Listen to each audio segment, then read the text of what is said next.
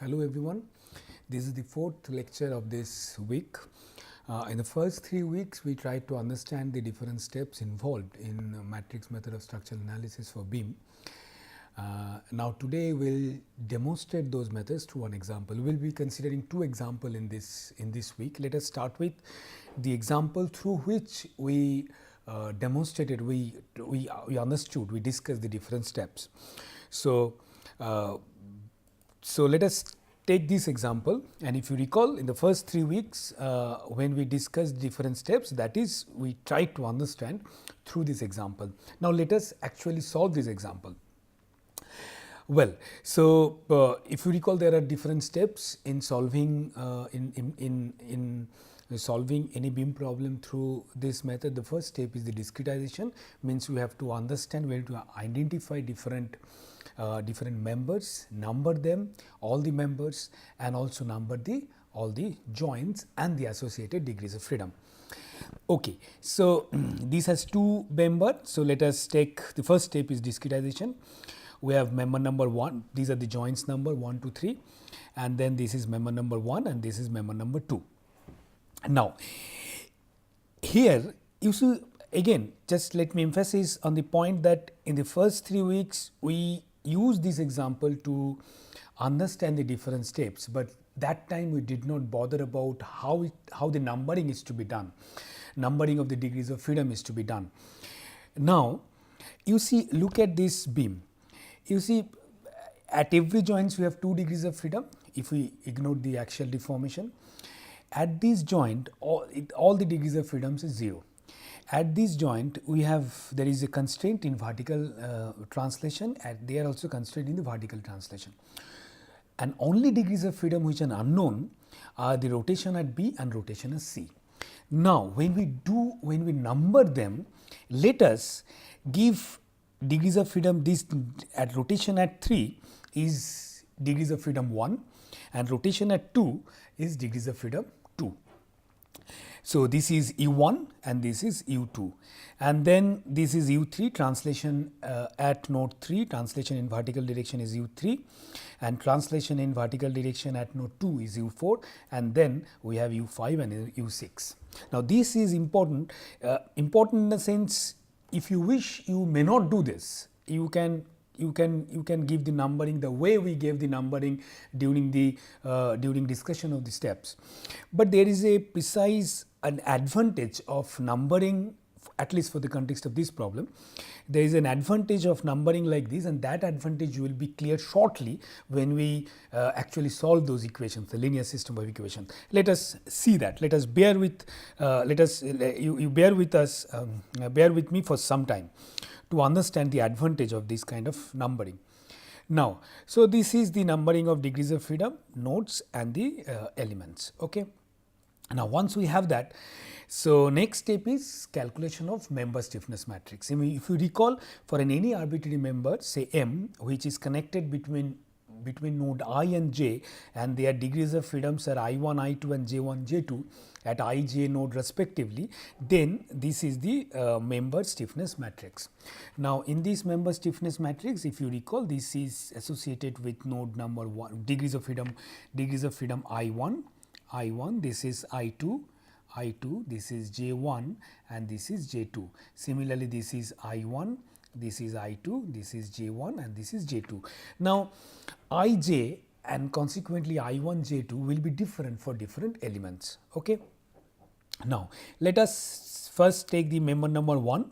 This is the member number 1. Member number 1 is connected between node number 1 and node number 2, and node number 1, your degrees of freedom is 5, 6, and node number 2 degrees of freedom is 4, 2. So essentially, this is U, this is I1, or just this is I1, this is I2, and this is J1, and this is J2.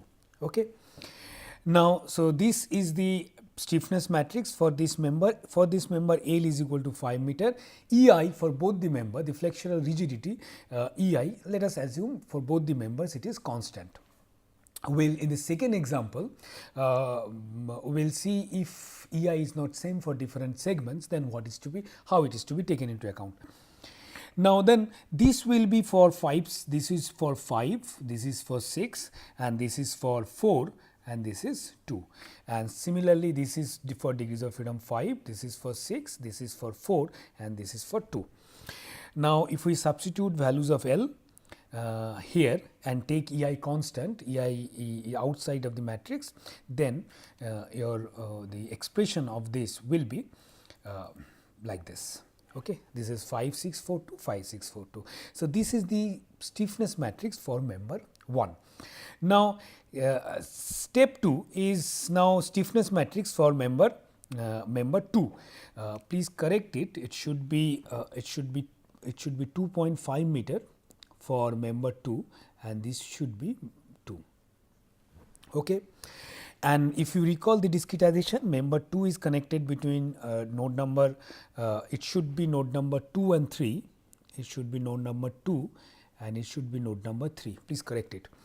And the corresponding degrees of freedom is 2 4, 4 2 and 3 1. So, this is essentially I 1, this is I 2, this is J 1 and this is J 2 for member 2.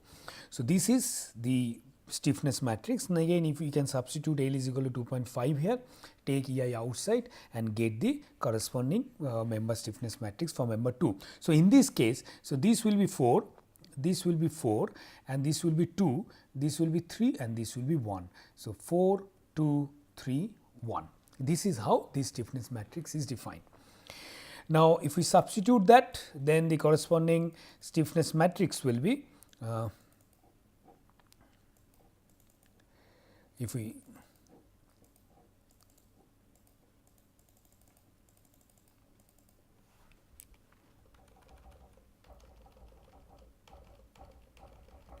Shiba আটকে গেছে এটা, hello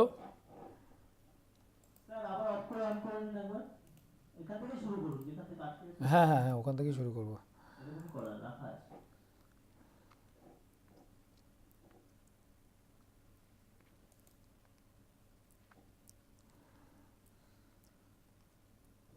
দাঁড়াও শুরু করো না এখন, হ্যাঁ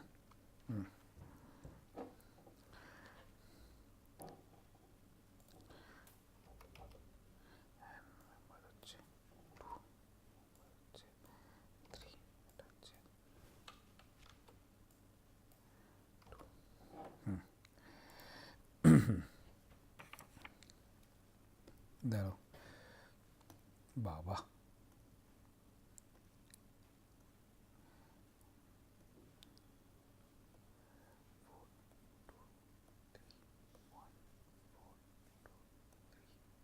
হ্যাঁ শুরু করছি।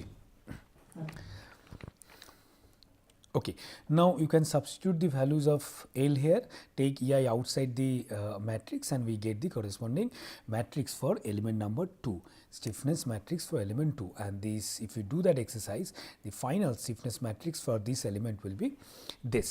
So, please this is your, this will be 2 and this is again 3 and this is element number 2 and this is 2.5 mm.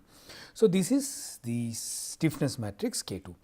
Now, once we have the stiffness matrices for all the members, then next the third step is to assemble those stiffness matrices and get the global stiffness matrix. Let us do that. Now, so the third step is the assembling of stiffness matrix to get the global stiffness matrix. Okay. Now, this is the stiffness matrix K1 and this is K2, and remember this part is very important, and the way we number this, it is you have to assemble the stiffness matrix based on that numbering. Now, suppose these are the, so since we have 3 nodes and every node we have 2 degrees of freedom, so total 6 degrees of freedom, stiffness matrix will be 6 by 6. Let us all the stiffness, all the elements in the stiffness matrix, let us assume 0, then we have to populate those corresponding rows and columns depending on their value in the their value in the member stiffness matrix and the connectivity of different members. Now, let us first find out what is 1 1. So, Yes. Now, 1 1 if we take, then this will be 1 1, we have 1 1 here, it is 1.6. So, this is 1.6, we have EI outside. Then 1 2, 1 2 we have here, it is 1, and then 2, this is 0.8. So, this is gone, and this is 0.8, 0.8. So, this is we have taken. Now, then 1 3, 1 3 we have here, there is no 1 3 here, 1 3 is minus 0.96. So, this is also taken. Then 1 4, 1 4, there is no 1 4 here, 1 4, it is 0.96, 0.96. 96. 1 5, there is no 1 5, so state away it becomes 0, 1 6, state away becomes 0. Okay. Now, let us take the second column, second row, 2 1, 2 1, there is no 2 1 here, so 2 1, this is 0.8, 0.8, and then which is obvious because 1 2 should be equal to 2 1, this is symmetric matrix, but when you assemble it, to start with, when you were writing the program first time, to start with, don't take this symmetric, this property, don't assume that property. Let us assemble them and then check whether the matrix you are getting, whether that is symmetric or not. That will be a check the accuracy of your correctness of your assembling. Now, let us say in the 2 2, there is 2 2 here, which is 0.8 here, and then 2 2 we have 2 2 1.6. So, it is 0.8, and then 2 to 1.6 becomes 2.4. So, this becomes 2.4. Similarly, 2 3, 2 3, there is no 2 3 in K 1, 2 and then 3, 2 3 becomes minus 0.96, minus 0.96. Then 2 4, 2 4 is 2 4, and then there is 2 4 here, this is 2 4. So, 0.96 minus 0.24. So, this becomes 0.72, 0.72. Then 2 5, we have, there is no 2 5 here. So, 2 5 becomes 0.24, 0.24, and then finally 2 6, there is no 2 6 here, 2 6 is 0.4, 2 6 is 0.4. So, this is for second row. Let us do it same thing for third row. Third is 3 1, 3 1 is minus 0.96, minus 0.96, and then 3 2, 3 2 will be 3, and then 2 again minus 0.96, 0.96, then 3 3, 3 3 will be, this is 3 3, 3 3, there is no 3 3 here, 3 3 will be 0.768, 0.768, and then 3 4, there is no 3 4 here, 3 4 is minus 0.768, minus 0.768, 3 5, 3 5, there is no 3 5 here, there is no 3 5 here. So, 3 5 will be 0, and then again 3 6 will be 0.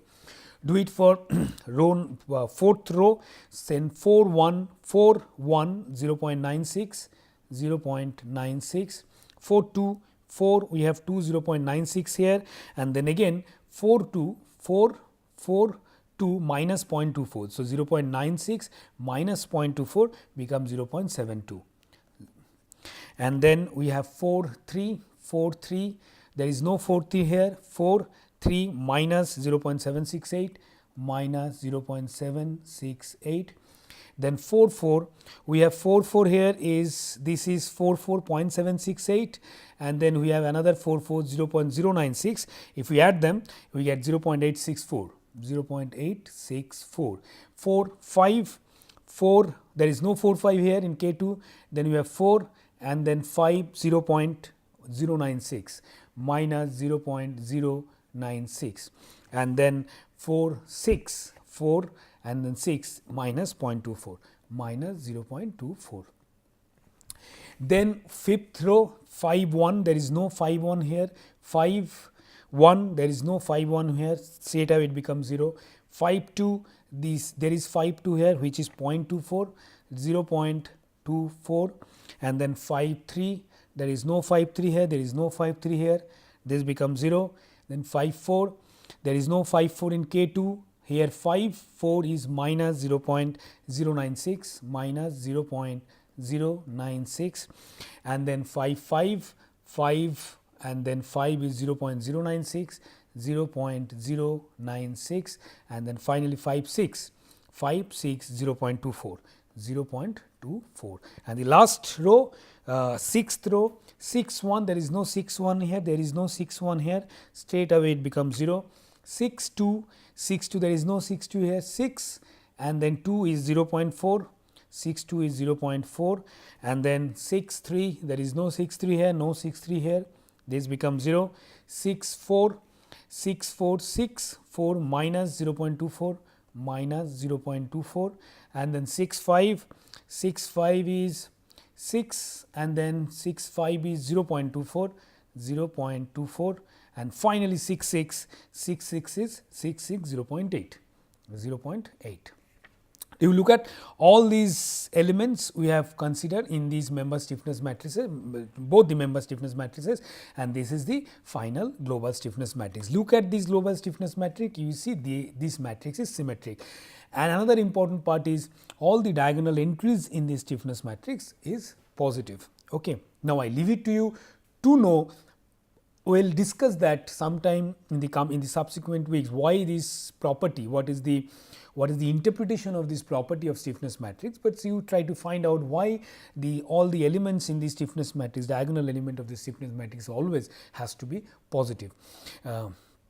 Now, so this is the global stiffness matrix. So, step 3. Now, once we have that global stiffness matrix, so finally your global stiffness matrix look like this. This is the global stiffness matrix. Okay. Now, this is corresponding, you see, you may give a numbering in any form, but when you write the global stiffness matrix, you write this global stiffness matrix as per the degrees of freedom in a chronological order 1 2 3, you 1 2 3 4 and then corresponding row 1 2 3 4. Okay. Now, this is the global stiffness matrix. Now, once we have that, the next step is to solve it. Solve it means, now you see, so essentially what you have to do is, suppose now these are the degrees of freedom, this is how we define the degrees of freedom and these are the nodal vectors or equivalent joint load that we discussed in the last class, and then we have to solve this equation. These two are related to each other, related with each other as this. Okay. Before we solve it, one important step, the step 4 is not the solution, step 4 is the boundary conditions and load vector. Let us see what are the boundary conditions we have here. Once we apply the boundary condition, then the solution comes. Let us see what are the boundary conditions we have here. Now, you see, this is the fixed end. So, naturally u5 will be 0 and u6 will be 0 and then this is constraint, so u4 will be 0 and then u3 will also be 0. So, only unknown is u1. So, u1 and u2 are only unknown and all other degrees of freedom u3 is equal to u4 is equal to u5 and u6, they all are 0. Now, you look at the advantage of numbering like this is the unknowns are u1, u2 and rest is u3, u4, u5, 6 are all are 0. So, it will help us to partition the stiffness matrix. Okay. Now, so once we have this the boundary condition, let us now calculate the load vector. Okay. Now, load vector is, if you recall, how do I calculate load vector? First we have to find out the fixed end moments. Fixed end moments means we have to consider all the segments separately and assuming their ends are fixed and calculate the stiffness calculate their fixed end moments. Now, what are the so first segment will be like this. This is the first segment and this end we assume these ends are fixed end. Okay, and then second segment is this and we assume these ends are fixed end. Okay. Now, this is subjected to uniformly distributed load like this, which is 12 kilonewton per meter and there is no load in this segment. Okay. Now, this is your joint number 1 and this is joint number 2 and this is joint number 2 and this is joint number 3. And what would be the fixed end moments for this? Fixed end moments will be, now if recall, for a beam, fixed beam with uniformly distributed load, the fixed end moments are W L square by 12. So, fixed end moment this will be W L square by 12. Similarly, fixed end moment this will be W L square by 12. Okay. Now, recall as per our convention, anticlockwise rotation and anticlockwise moment is considered as positive. Okay. So, essentially in that sense, here fixed end moment will be positive, here fixed end moment will be negative. Now, but then here it is this fixed end moment, it will be 0, here also fixed end moment is 0, right. Now, the reactions, fixed end reactions, here the reactions will be W L by 2, here the reactions will be W L by 2. These reactions will be 0 and these reactions will be 0, right. Now, so L is equal to, in this case, say L is for this problem, L is equal to 5 meter and this is L is equal to 4 meter, W is equal to 12 kilonewton per meter. So, if we substitute that value comes around, this comes 30, this is, let us, this comes 30 and this is 25. So, this is 30 and this is 25.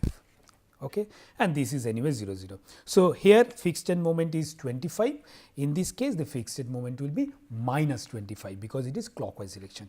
Here the fixed end reactions are 30, in this case fixed end reactions are 30. Now, we have to find out equivalent joint load now. If you recall, the equivalent joint load will be at this point, if we draw this entire beam together, this is node number 1, this is say node number 2 and this is node number 3, and if the equivalent joint loads are like this, we take anti-clockwise direction as positive, I use different color. If we take, this is our equivalent moment and corresponding this is equivalent force. And these forces, so this will be the equivalent force. So, this is equal to P1, this is P2, P3, this is P2 and this is P4 and this is P5 and this is P6. How do we get these values? These values by satisfying the equilibrium at every joints, right. So, what is the equilibrium? Equilibrium will be, now it is the total vertical reactions will be, so total vertical reaction is this plus, because of the fixed end action, that should be equal to 0. So, if we satisfy the equilibrium at 1, equilibrium at node number 1, if we satisfy, then we have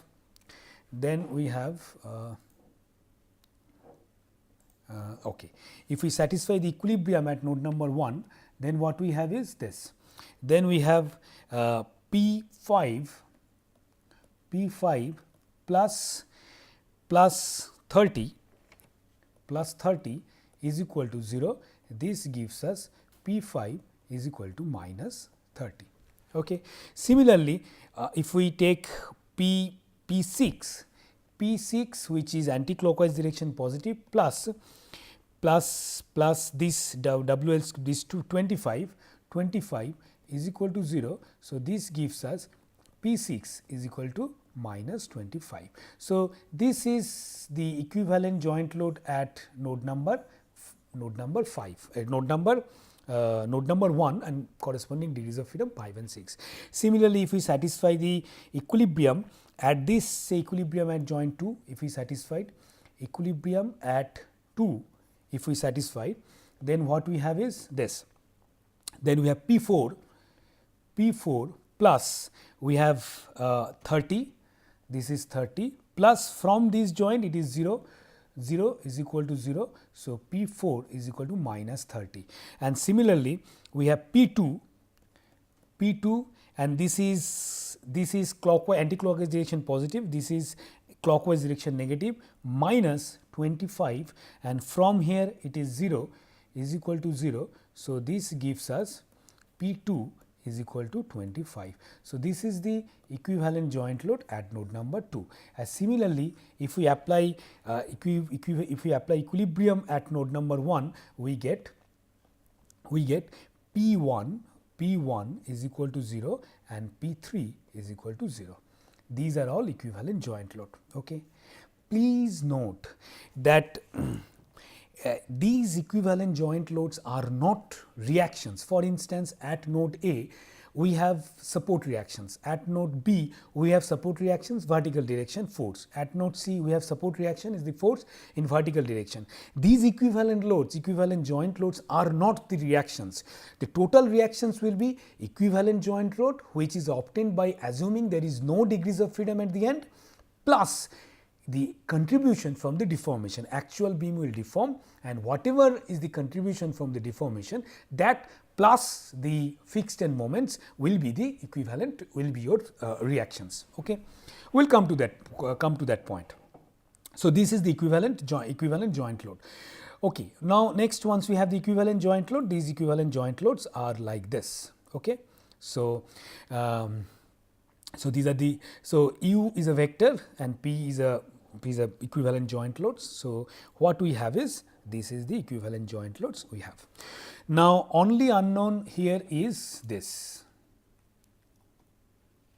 These are the only unknown. U2 is unknown and U1 is unknown. We have to solve for these two unknown.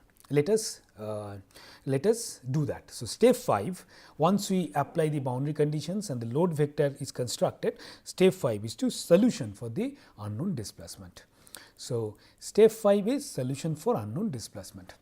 Now, this is the displacement vector, all these displacements are known. Suppose if you recall, if we can write this, we can express U as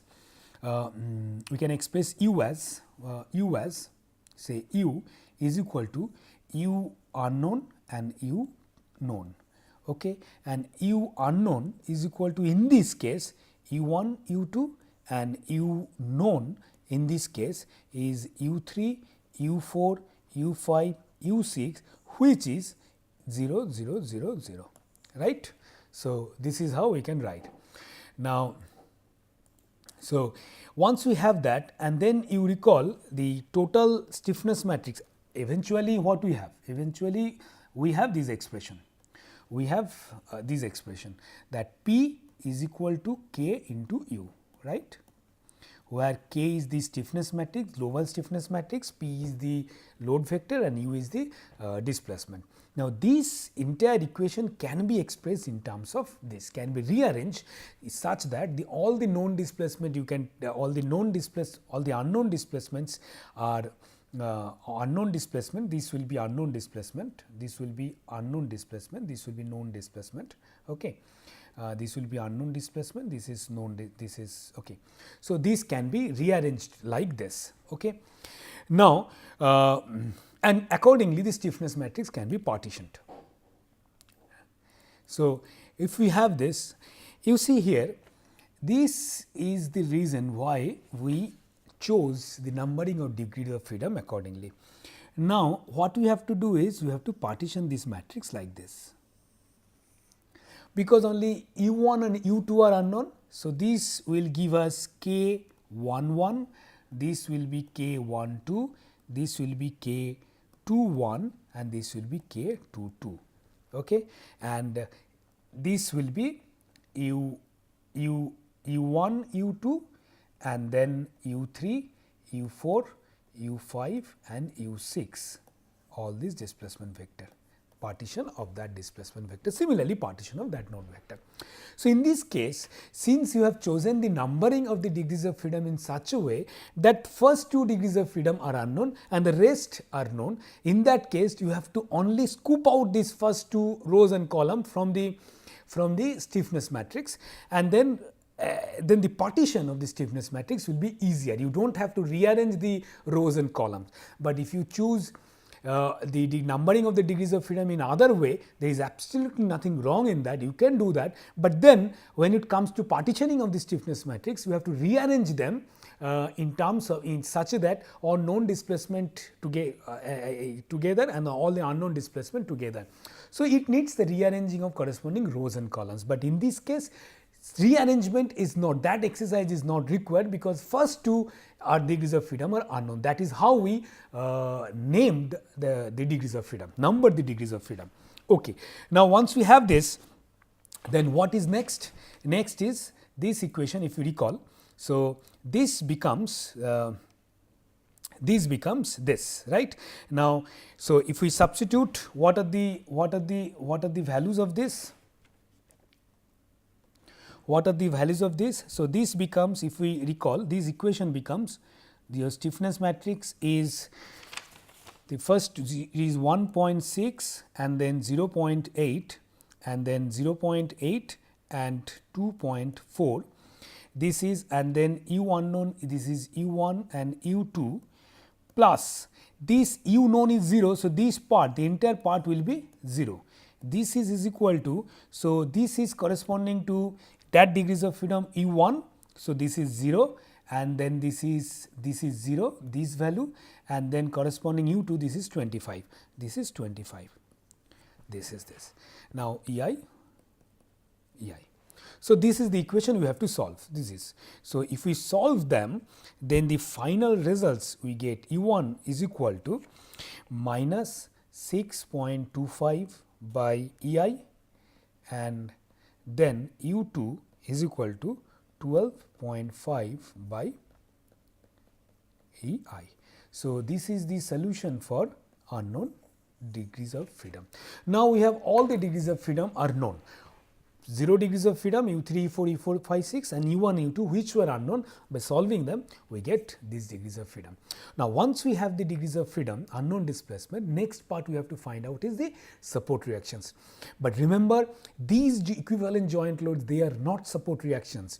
They are the support, they are the fixed end reactions, right, where we assume your degrees of freedom are constrained, but in actual structure degrees of freedom are not constrained. So, because of the deformation, there will be some reaction, some contribution to the reactive forces. So, the total reactions will be this plus the effect of deformation. So, how to find out that we will discuss in the next class. So, we stop here today. Next class we will continue with this example and then see how to find out the support reactions, and then we also demonstrate this method through another example where the flexural rigidity are not constant for or not same for different segments. Okay, I stop here today. See you in the next class. Thank you.